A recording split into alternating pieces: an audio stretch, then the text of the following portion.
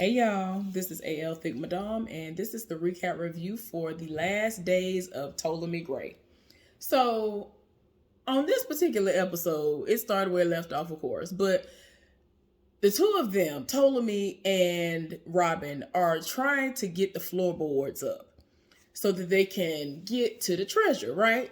Well, for some unknown and strange reason, Ptolemy had a crowbar in the house that Robin ended up going and retrieving because he was trying to get it up with that knife and it wouldn't loosen up. Because he was just like, I know I put it down, just enough. Like, it shouldn't be this hard for me to get up. So anyway, she didn't help pry it up, and then he gets the treasure.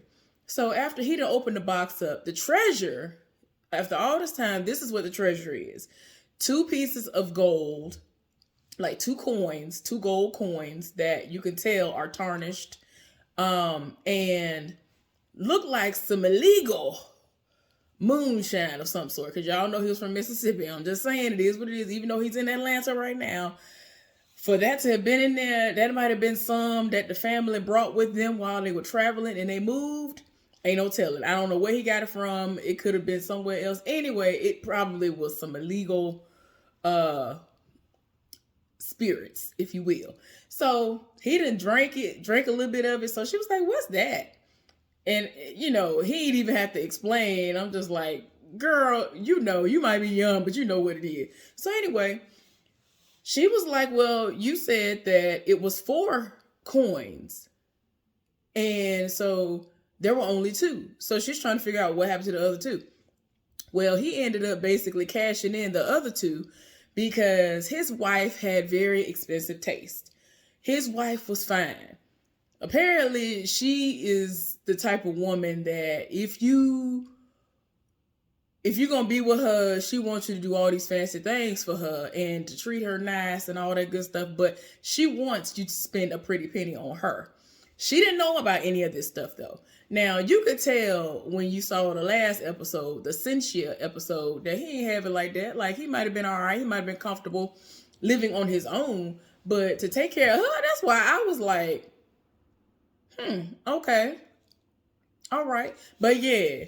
And apparently she didn't question none of this. Y'all, I can't wait to get into the stuff that happened later on. Because it's like for these people to say that, okay, this is the Reggie episode. This is the Cynthia episode. This is the Coy Dog episode. This is this person's episode. I think Robin had an episode. I'm just like, this is supposed to be Coy Dog's episode, right? When I tell y'all so much stuff popped off in relation to Cynthia, I'm like, y'all be having this mixed up in my mind because of how much he talked about Cynthia in this episode. Coy Dog was barely spoken about for them to even name it Coy Dog, in my opinion, but who am I? I'm just saying. So anyway, so he's sitting down and explaining to her what happened, which was there are only 2 gold pieces left now because she liked things. And he wanted to make sure that she was taken care of. But it wasn't just he was spending the money that he got in exchange for those coins on her, how she wanted to look and how she wanted to, just present herself. When she got sick, the bills and stuff were outrageous for her medical care and all that stuff. So he actually ended up having to spend money on that as well. So that's where a lot of that money came from when he did that. So I was like, okay. But yeah, he made a point to say that he was crazy about her, but not crazy enough to spend all of it. So what he did was he got what he got for her, and that was it. And he just knew that, he still had stuff he needed to do. Because even though he was with Cynthia, he was very happy with her or whatever, lived for her, he still never fulfilled his promise and did what he was supposed to do. And he had been trying to figure out his entire life what Coy Dog meant when he wanted him to give back, and do whatever for the community, for the people and all this other stuff. So it is what it is. But when she came along, it kind of like derailed and he still was thinking about it and, didn't know what was going on. So it is what it is. Well, he ends up going to sleep. You already know he's having these lucid dreams. All this stuff is popping off. He's back again where Coy Dog was right before he actually dies from being hanged. And we see the men circling him. They actually have him up, hung from the tree before he's actually dead. And they over here pouring kerosene on him, around him, or whatever. And the guy's like, well, if you do what you need to do and tell me what I need to know so that I can go get my stuff, you can live through the night. But if not, he basically was going to kill him and the other guys. So they had him basically standing on a barrel so that, you prop the person up just enough so they could be on their tippy toes or whatever. And then when you want to kill them, you let it go and then they swing. So they had these stakes that had fire coming from them or whatever so that they could see, and because they were going to set him on fire. But they didn't know that he was playing right into their hands, or they were playing right into his hands. And he ended up kicking kerosene on them, and one of them kind of tried to burn him up right away. And they were like, we don't want to kill him yet. We want to see what he gonna do, what he gonna say. And so somehow I don't feel like that's realistic. Like, it was a whole pool of kerosene below his feet that led up to his feet that were right there. And they made it seem like because he was moving around and like kind of trying to shoo it away after it already been right there, that it just went out. And I was just like, it's the lies for me. But we're going to go on. It's not as bad as how Tyler Perry's lies are on Sisters. So I can let that slide. Anyway, so he ended up kicking the kerosene around because it was like a big puddle of it just in the top of the barrel. And he kicked it around and they played right into his hands. Y'all over there holding the stuff. You know it's highly flammable because y'all think he's stupid enough. Y'all think he's stupid. So y'all like, oh, you got to remind him that it's flammable. Why would he not know that? He know what kerosene is. He know what it smells like. He know what it do. So anyway, got them close enough, got it all on them. And they ended up basically, I guess, like being kind of blinded or whatever by the situation. They ended up burning themselves up and him in the process. So it's like, I might die, but 4, 5, or 6 of y'all going down with me. And a lot of them got burnt to a crisp. Somebody ran into a cornfield fully engulfed in flames, and I was here for it. So I'm like, shoot, they probably was going to kill him afterwards. Even if he did lead them to the treasure, they was going to kill him anyway. So, oh, well, it is what it is. So anyway, this whole time we see the 6, 7, or 8-year-old Ptolemy seeing this whole situation unfold, and he's very upset, crying. He's a small child. It's not like he would have been able to do anything, so he's watching it. And then it's crazy because they did like they did before, where he's in his present body, his 91-year-old body. He's peeking from around the corner, and then he walks up to Coy Dog's body.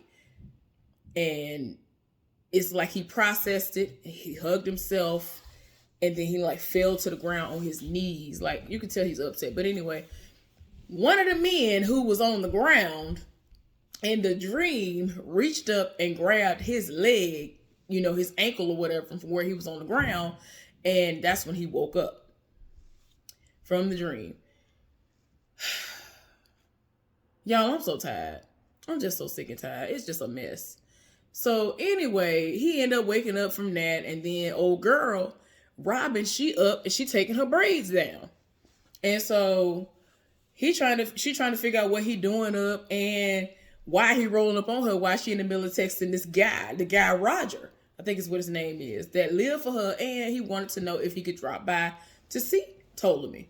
And so he kind of peek over trying to see, who she talking to on the phone.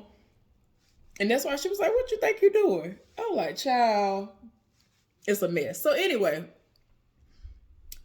he remembered that she asked if he could come by or whatever.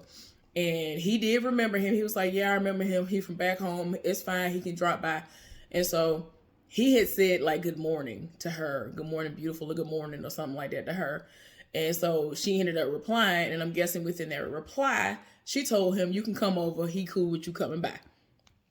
So anyway, he ends up going into a closet to, retrieve something, right? And he had asked her about the couch because, she'd been sleeping on the couch. And so she was like, oh, it's fine. I've never had a bed or whatever. It's fine. I'm here for it. she is glad to have a roof over her head. She had been she had been sleeping in a sleeping bag. When her mama was alive, she was sleeping in a sleeping bed. She's never had a bed in her life. Well, Ptolemy to sat up here and went into that same alligator suitcase that one of them people came by earlier in the episodes thinking that they was going to take. Well, he might not have been on his P's and Q's mentally, but for some reason, something told him, don't touch that. You ain't taking that. He hadn't even been going and seeing this doctor yet to get the first shot when that happened. He told that man off rip, you ain't taking my gator. You ain't taking my alligator, nothing.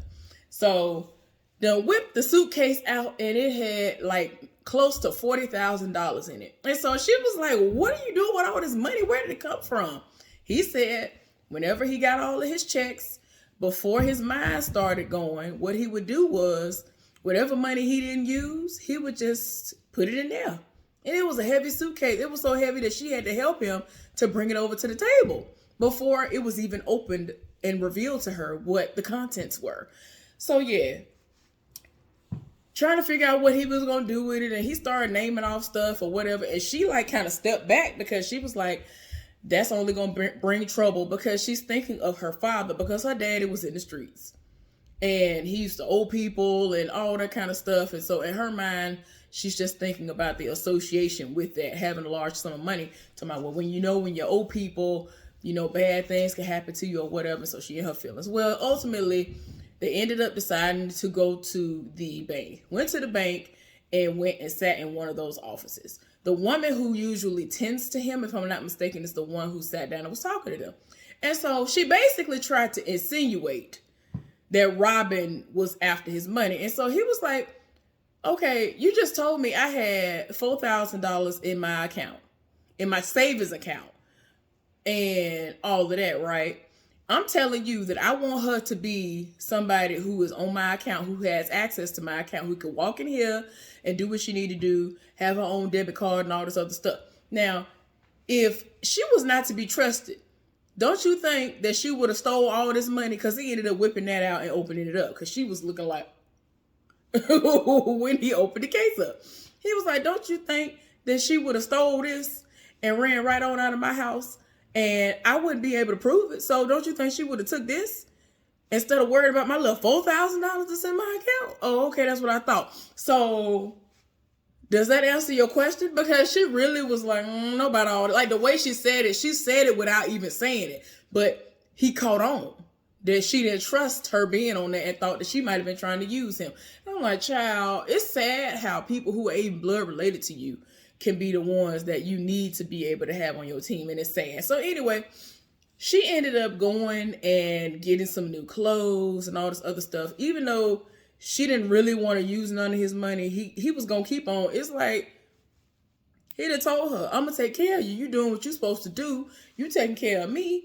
Like, what you mean? And she actually did need some new clothes. So she went and got some stuff on sale, got a couple of dresses and things or whatever, and all of that. And so she was on her way back, and she in the hallway, and she sees two men taking the couch out that she had been sleeping on.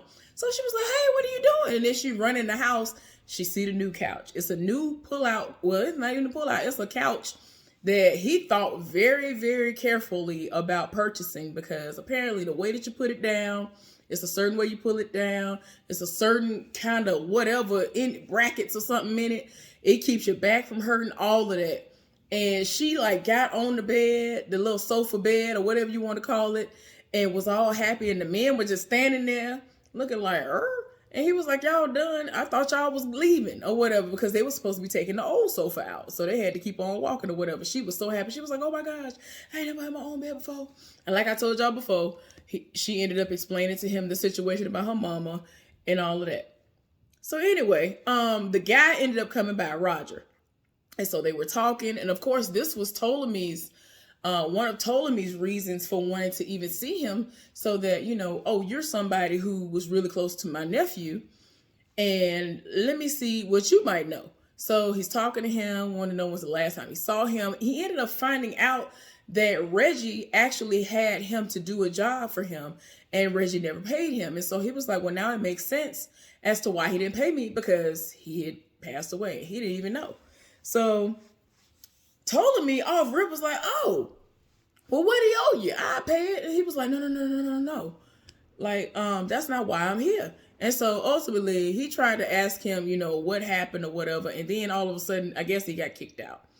Or it was just too heavy of a subject for Ptolemy to talk about at the moment. So then we see him and Robin walking and talking. And so he was like, well, I guess there's not an easy way to ask about, somebody dying or whatever. So Ptolemy's in the window and he's watching how Robin and Roger, I just realized R&R, how they are interacting with one another as they're going up the street. And he's having a memory. He's actually remembering what his nephew was saying to him that day. Because one of the last times he saw him, it might have been the last time he saw him, he was like, hey, Uncle, I got to tell you something. You're probably the only person I can tell. Come to find out, he was actually saying to him that he wanted to take his wife and kids and move to Texas. We only heard that part, right? But in between, when he was going out of it because of where his mind was going because of dementia, what he was saying to him was that his wife had an ex, and the ex was supposed to be in prison for 20 years, but he got out, and this was the 12th year. So he only served 12 of those 20 years, and he had gotten out. So when the ex got out, she and the ex started communicating with one another. Part of me was like, okay, unless I didn't hear this correctly, I don't understand why is she like in constant communication with him? Because the way he was saying it, it seemed like she was like, I don't know if she felt like she had to. Like, were they his kids? Like, I don't understand what's going on here. I don't understand. But anyway, he was dangerous and the guy was going to come around, all this other stuff. So his plan was to move them out of the state. And if he would have been able to move them out of state and he tried to follow them across state lines, that would mess up his parole and he would have to go back into jail. That was his whole plan. So I was just like, well, dang, what's going on? So, of course, ultimately, if you don't even feel like this is the case or not, it leaves me, at least, to believe that that's the person who killed him. That's the only thing that makes sense because everybody else lived for him. And he wasn't the type of person that was in the streets and doing illegal activity. There are people who are just evil in this world. And that ex probably fell in that category quite easily. So anyway, yeah. Ptolemy wanted to know if he could talk to some of the other people who were friends with Reggie.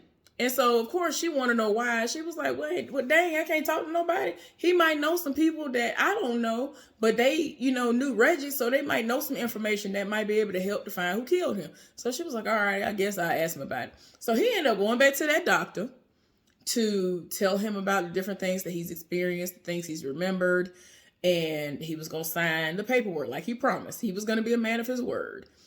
And I was like, child, you better than me because ain't no telling how it's going to go. I don't like that. But anyway, so he killed me. He was like, Satan, can I tell you something? Can I ask you something? Like, he kills me how he'll call that man Satan. He calls that man Satan and he answers as if that is his God-given name. I cannot. I'm so tired. Now, there are people who have been unfortunately named Satan. And I'm just like, your mama or whoever named you knew they was wrong. But anyway, so he was like, could it be as simple as I got old and I just didn't remember no more? Like in my mind, part of me has always wondered how dementia works, because what if it is situations where some people have been traumatized so bad in their lives and they compartmentalized so much stuff that they wanted to hide it within themselves. And then I don't know how it goes, but yeah, you could tell that the way that this man reacted to him, that he was just like, wow. And everything about him, it is going above and beyond what this doctor could have ever thought that he was going to get out of a patient like him. He has been the greatest experiment, if you will, when it comes to dementia. So after they left, Robin, of course, wanted to know if he needed a break or something, because usually he's really drained. He was like, no, you ain't got time for all that because, I got to figure out what's going on, who killed my nephew, all this other stuff. So they end up going to this place. And come to find out, it's a place that's housing a lot of collectible items that are, collector's items that are worth a whole lot of money. And so he basically went because he has dealt with these people for quite some time. And he first encountered them like 20 something years ago when he was dealing with Cynthia. And he actually dealt with the father. Now, at the time, he didn't know this, but the father had passed away a couple of years ago or whatever. So, he was wondering like where the daddy was the daddy all right or whatever. So he's dealing with the son in this moment. Now, the son could very well be 60 something, 50 something or 60 something, just looking at him. Especially if he's anywhere. No, because like, yeah, probably so. Like of age, definitely way of age, like old enough to be a grandfather. He has kids in college right now. So anyway, so he found out about the daddy being deceased and all this other stuff. And we learn about the history. And the history was that, long time ago when he was dealing with Cynthia and he wanted to, get some nice things for her, he saw some stuff in there. And the daddy, first of all, the son at the time was like 17 years old and just following Ptolemy around the store. And probably picked up on how racist people are here in the United States. And they're like, oh, black people do this and black people do that. And in a lot of these foreign stores and places like that, they tend to follow us around. And that's what he was doing. So he came to him and was like, I want to get this. And his daddy could tell that Ptolemy was coming from a great place. And because whatever it was that he got for Cynthia, it was not something that he could pay for right on the spot. He was like, well, how much money do you have on you right now? I think he said he had $87. So whatever it was he wanted to get, for her, that man let him get it right then, walk out the store with it. And he was like, you just got to promise me that you're going to give me my money back. Every time he came in there, every month he allowed him to come back until he paid it off. Or however often he came in there. But he came and he kept his promise until he paid it off.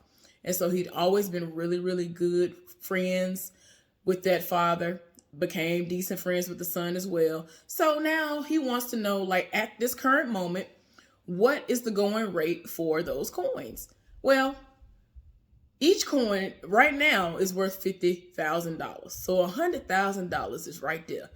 And he was like, well, that there are other places that might give you more, but it is what it is. And Ptolemy ain't finna deal with nobody else. So he would gladly take it and it's going to be what it's going to be.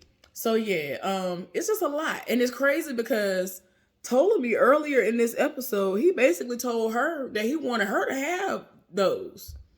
And I was just like, especially looking back on it, it's like, wait a minute, sir, you done went woof.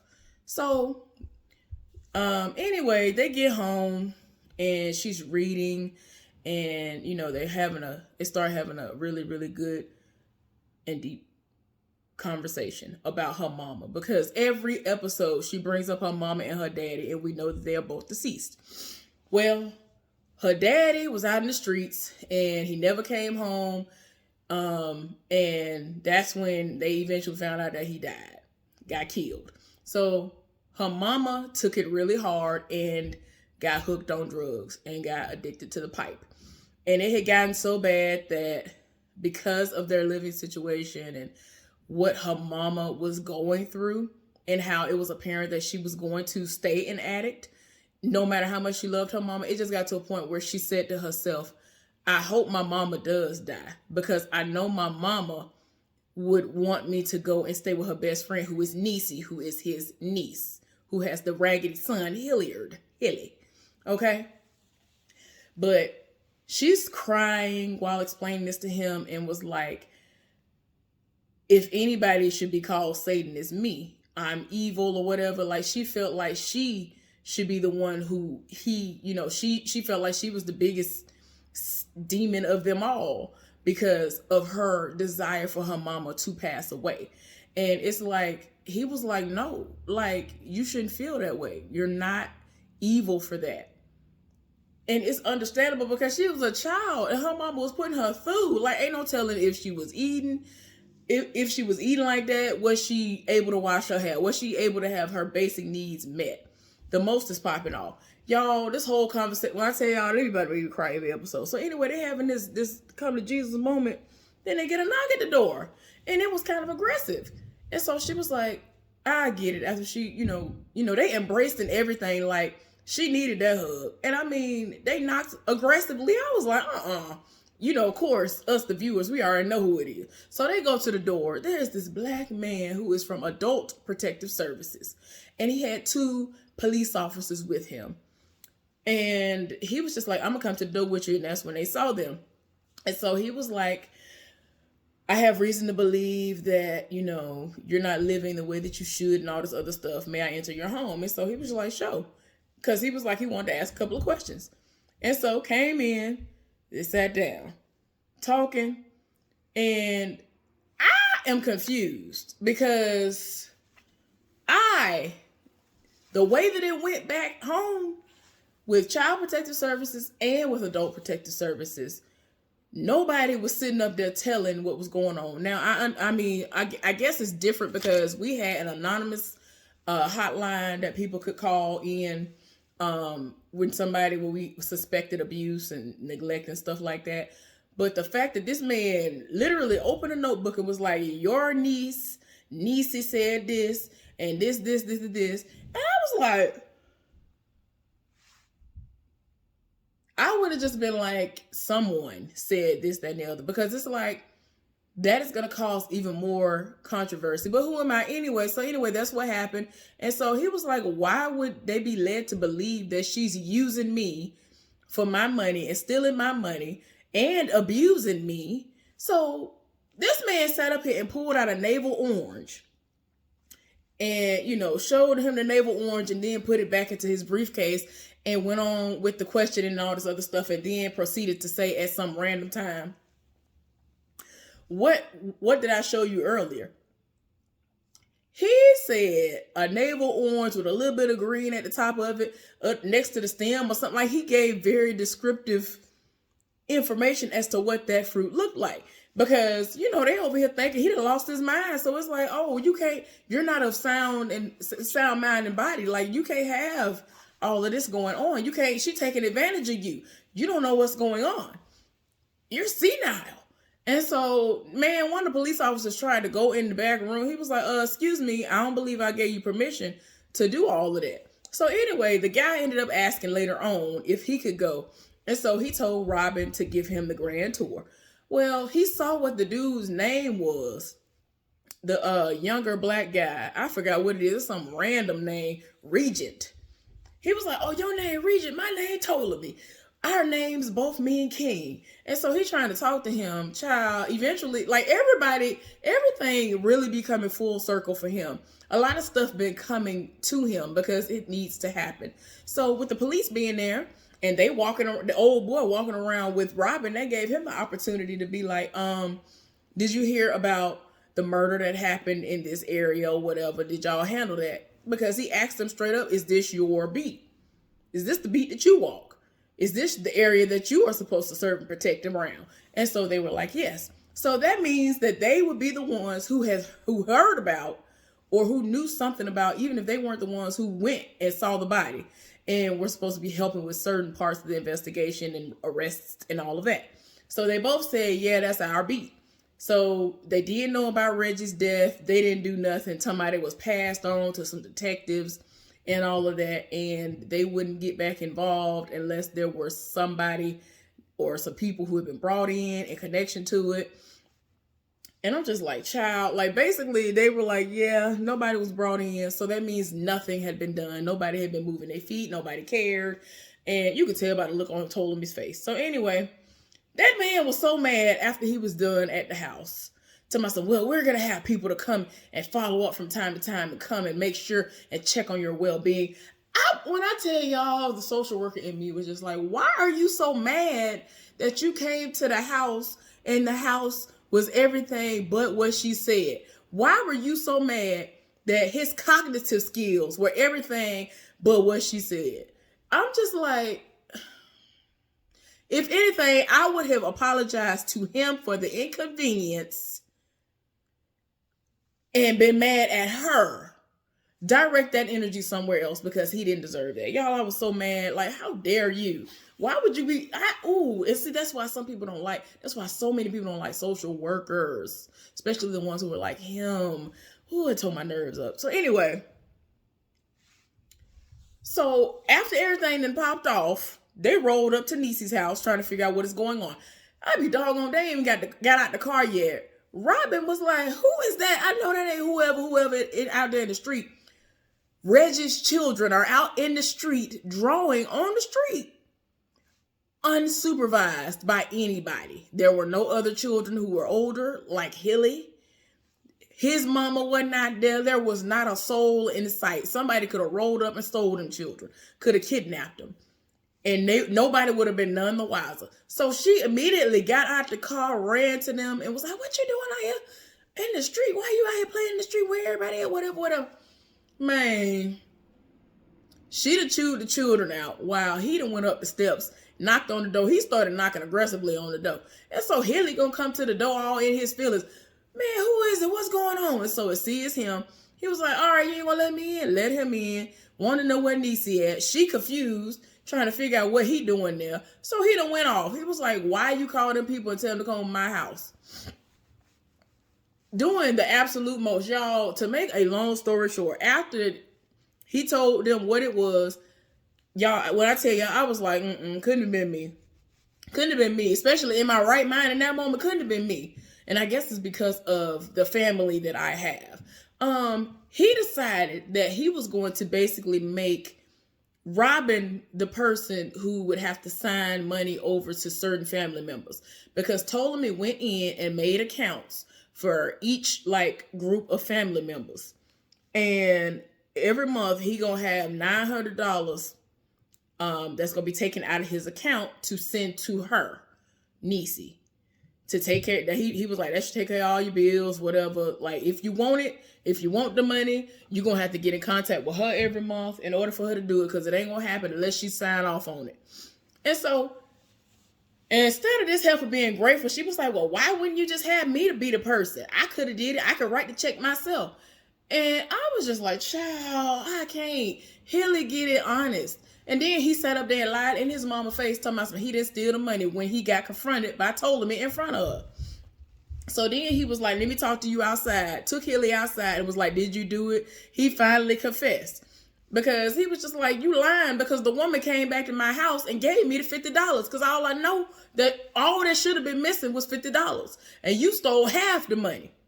You stole over half my money, and you gonna try to play me like I'm crazy."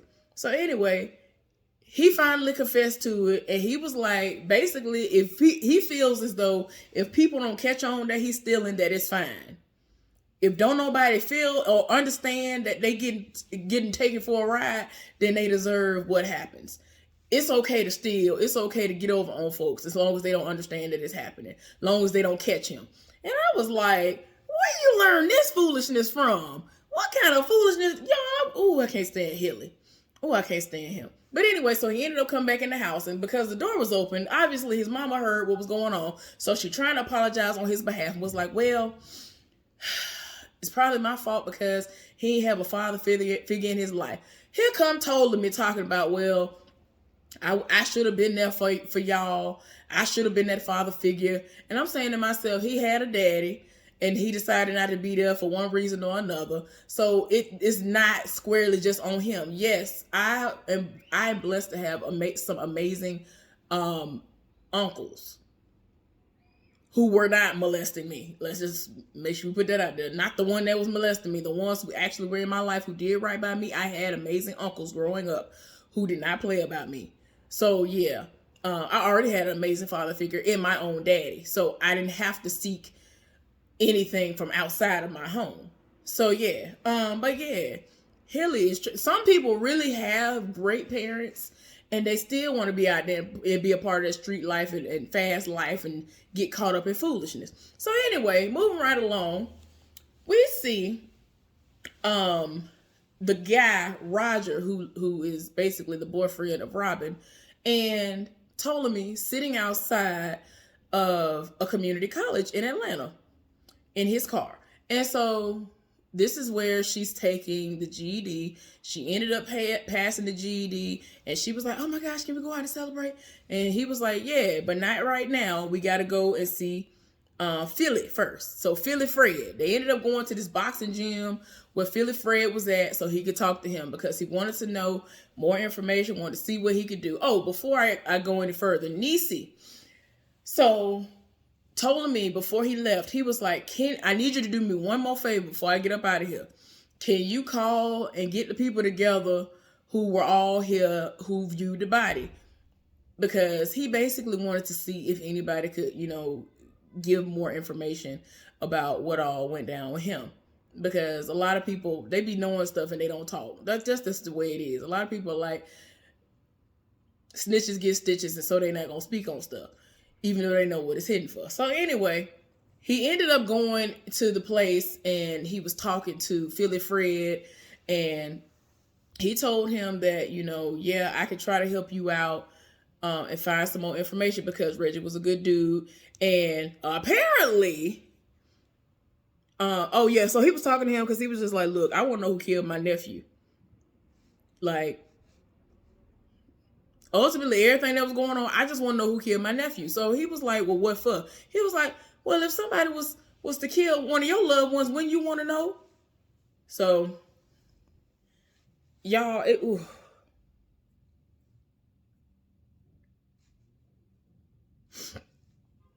y'all, I'm sorry. This episode did a lot. So anyway, he was just like telling him what Reggie had already told him before. He was like, "Well, he was telling me about Nina's ex, which is his wife. That's his wife's name, Nina, and how he got out and all this other stuff." He was like, "Yeah, he told me that. He just told me a little bit. I didn't know the specifics." So he was telling him about all of that and how he wanted to get out of here. So it leads me to believe, like I said, that he's the one who killed him. But yeah, y'all, I feel like I was gonna say something else, but I forgot. But anyway, y'all, it's just so much good stuff to be happening on this show. I'm sorry that this runs so long, but I really want to talk about it. But anyway, hopefully y'all enjoyed this recap review of the last days of Ptolemy Gray. I will be back with Ready to Love next, and then after that, I will have, child, I don't even want to get into it. I don't even know how to title it yet. But anyway, I hope y'all have a good one. Be safe out there. Enjoy your weekend. I will see y'all shortly. Bye.